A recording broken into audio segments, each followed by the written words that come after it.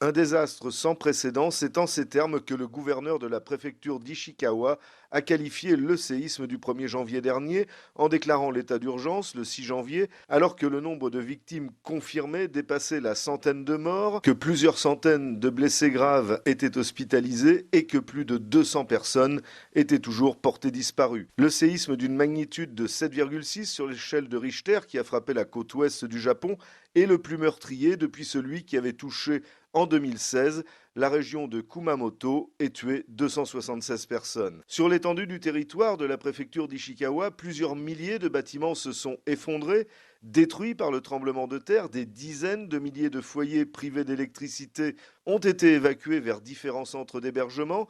Les infrastructures sont lourdement détruites, les routes éventrées, les coulées de boue, glissements de terrain, les fortes chutes de neige et les conditions météorologiques hostiles retardent les arrivées des secours quand elles ne les rendent pas quasiment impossibles dans certaines régions. Dans la région de Noto, en plus d'un tsunami, l'activité sismique n'a pas cessé depuis le 1er janvier et la péninsule a enregistré plus de 1000 tremblements de terre de magnitude 1 ou plus. Résultat, les habitants dont les maisons sont toujours debout vivent une véritable psychose d'y retourner. Dans la ville de Wajima, par exemple, des familles comme celle de Ayuko dorment dans leur voiture.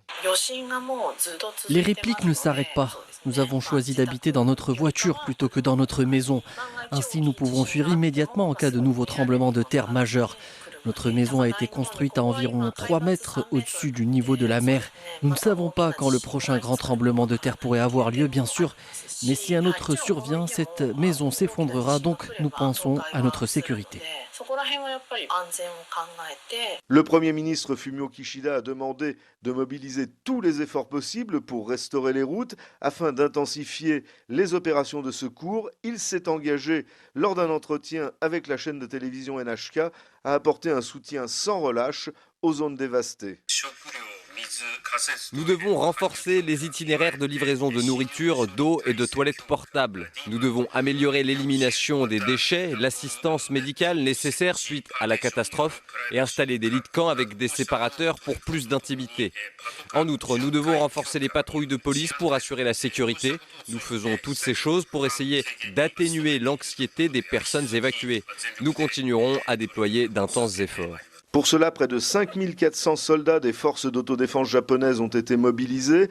Le Premier ministre a par ailleurs déclaré que près de 30 millions d'euros seraient débloqués et consacrés aux efforts de reconstruction. Selon une première estimation du cabinet américain Karen Clark Co, les dégâts causés par le tremblement de terre pourraient coûter près de 6 milliards d'euros aux assureurs.